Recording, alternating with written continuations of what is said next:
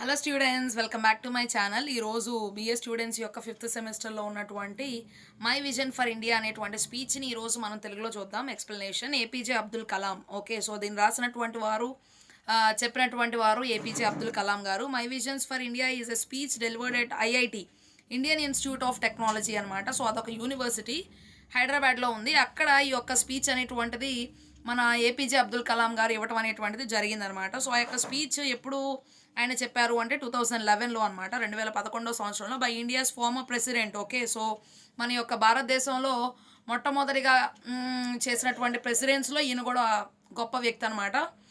మొదట్లో ఉన్నటువంటి సమయంలో చేసినటువంటి ప్రెసిడెంట్ ఈయన కూడా. ఇంకా చూసినట్లయితే Bharat Ratna doctor APJ Abdul Kalam. So ఆయనకి భారతరత్న అనేటువంటి టైటిల్ కూడా ఇవ్వబడింది అనమాట. ఇంకా చూసినట్లయితే డాక్టరేట్. ఓకే, సో డాక్టరేట్ కూడా పొందుకున్నారు, అంటే పిహెచ్డి చేశారు ఆయన APJ Abdul Kalam. He was one of the greatest visionaries of modern India. So ఇంకా ఏంటంటే ఆయన చాలా దిక్సూచి, ముందు చూపు కలిగినటువంటి వ్యక్తి అనమాట. దూరదృష్టి కలిగినటువంటి వారిని విజనరీస్ అంటారు. సో ఆయన చాలా ముఖ్యమైనటువంటి ప్రధానమైనటువంటి ఆ యొక్క దూరదృష్టి కలిగినటువంటి గొప్ప వ్యక్తిగా మన ఆధునిక భారతదేశంలో చెప్పుకోవచ్చు అనమాట. సో మన మోడర్న్ ఇండియాకి ఆయన అలాంటి వ్యక్తి.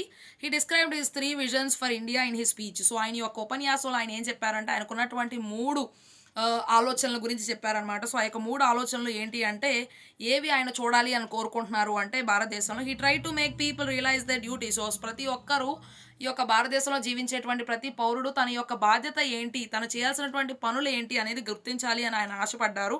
And motivate them to build a stronger India. ఇంకా వాళ్ళని ఏంటి అంటే మంచి దారిలో వారిని నడిపించాలి, బాగా వారిని ఎంకరేజ్ చేయాలి, మోటివేట్ చేసి them to build a stronger India. అట్లాగా మన యొక్క భారతదేశాన్ని మంచి స్థానంలో పెట్టాలి. ఓకే, చక్కగా మన భారతదేశ సంస్కృతిని కానీ పరిస్థితులన్నింటిని కూడా పెంపొందించాలి అని ఆయన ఆశపడ్డారు. In the speech doctor Kalam outline his 3 visions for his motherland. తన యొక్క మాతృదేశం మీద తనకున్నటువంటి ప్రేమ. ఓకే, సో తన యొక్క మదర్ ల్యాండ్గా భావించారు ఆయన.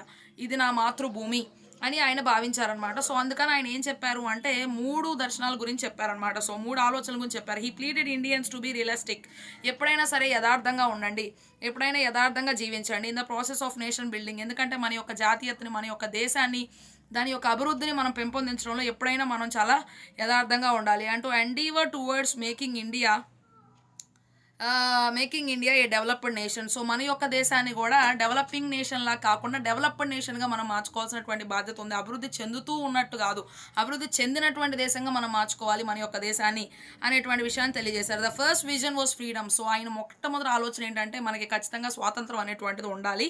He believed that India developed the first vision in 1857. 1857 సంవత్సరంలో ఆ యొక్క మొదటి విజన్ మీద కాన్సన్ట్రేట్ చేసాము మనం అందరం కూడా. మన India started the war of independence. So మన యొక్క స్వాతంత్రం కోసం మనం పోరాడినటువంటి ఆ యుద్ధాల గురించి ఆయన మాట్లాడారు. And finally India achieved independence. చివరికి ఎట్లాగైతే ఏంటి మన యొక్క దేశానికి స్వాతంత్రం అనేటువంటిది వచ్చింది. It is this freedom that we must protect. Okay, మనకు వచ్చినటువంటి స్వాతంత్రాన్ని మనం జాగ్రత్తగా కాపాడుకోవాల్సినటువంటి బాధ్యత మన మీద ఉంది. And nurture and build on, అట్లాగే కాపాడుకోవాలి. ఇంకా దాని మీదే మన యొక్క దేశ యొక్క అభివృద్ధిని, సంస్కృతిని, అన్నిటిని కూడా జాగ్రత్తగా కట్టుకోవాల్సినటువంటి బాధ్యత మన మీద ఉంది యాజ్ అన్ ఇండియన్గా.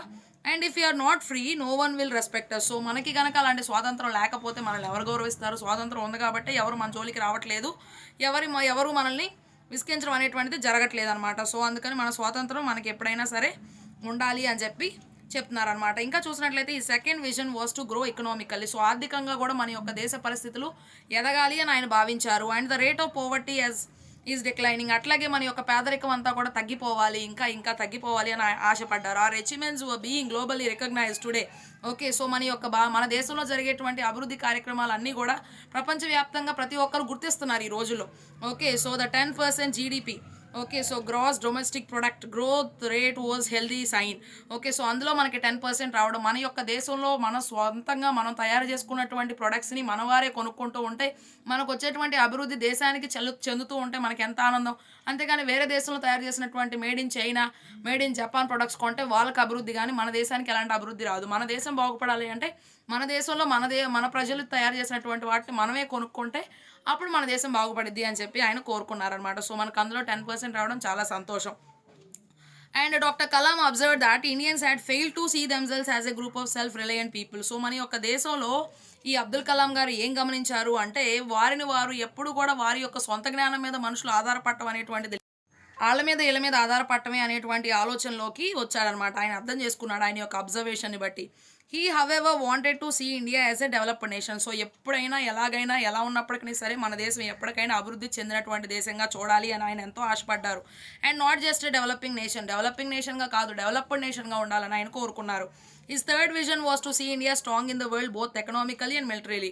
సో, మనం ఆర్థికంగాను ఇంకా చూసినట్లయితే సైనిక పరంగాను మనం చాలా అభివృద్ధి చెందాలి, చాలా బలంగా ఉండాలి, మన యొక్క శక్తి సామర్థ్యాలు ఎక్కువ ఉండాలి అని కోరుకున్నారనమాట. సైనికులు కూడా ఎక్కువ మంది పెరగాలి అని ఆయన ఆశించారు. Because people tend to respect those who are strong. ఎవరైతే బలవంతులు ఉంటారో సో అలాంటి వారిని ఎవరైనా గౌరవిస్తారనమాట. బలం లేని వాడిని ఎవరు గౌరవిస్తారు? బలహీనంగా ఉండేటువంటి వారిని. బలంగా ఉంటేనే, మనకి జ్ఞానం ఉంటేనే మనల్ని ఎవరైనా గౌరవిస్తారు, మనలో విషయం ఉంటేనే ఎవరైనా గౌరవిస్తారు అనేటువంటి విషయాన్ని చెప్తున్నారనమాట. సో, సైనికులను గౌరవించాలి. Only strength respect strength. నీ దగ్గర బలం ఉంటేనే ఇంకొక బలమైనటువంటి వాడిని నువ్వు గౌరవించేటువంటి అవకాశం ఉంటుంది. Eventually India could become as great and strong nation as the United States of America. So, ఎలాగైతేనేమి భారతదేశం కూడా అమెరికా అంత గొప్ప స్థానంలోకి వెళ్ళేటువంటి సామర్థ్యం, సత్తా ఉన్నాయి. Any other European country as if its people stop criticising their own government and other institutions. So, మన దేశంలో ఉన్నటువంటి మన గవర్నమెంట్ని మనమే తిట్టుకుంటా ఉంటే మనం ఎప్పుడు పైకి వస్తాం? మనం ఎప్పుడు అభివృద్ధి చెందుతాం? మన గవర్నమెంట్ని మనమే తిట్టుకుంటా ఉంటే, మన దేశాన్ని మనమే తిట్టుకుంటా ఉంటే మనం ఎప్పటికీ కూడా పైకి రాలేమన్నమాట. తర్వాత he strongly felt that change in attitude is required. So, మన యొక్క ప్రవర్తనలో చాలా మార్పు రావాల్సినటువంటి అవసరం ఉందన్నమాట.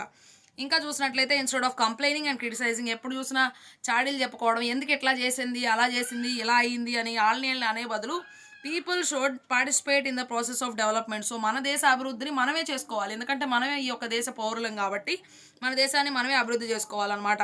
By resolving problems on their own. So, మన యొక్క సమస్యలన్నీ కూడా మనమే పరిష్కరించుకుంటూ మన దేశం యొక్క సమస్యలన్నింటిని కూడా మనమే పరిష్కరించుకుంటూ అలాగే ముందుకెళ్ళాలి. అప్పుడు మన యొక్క దేశ అభివృద్ధిని మనం కాపాడుకునేటువంటి అవకాశం ఉండిద్ది అని చెప్పి అబ్దుల్ కలాం గారు చెప్పడం అనేటువంటిది జరిగిందనమాట.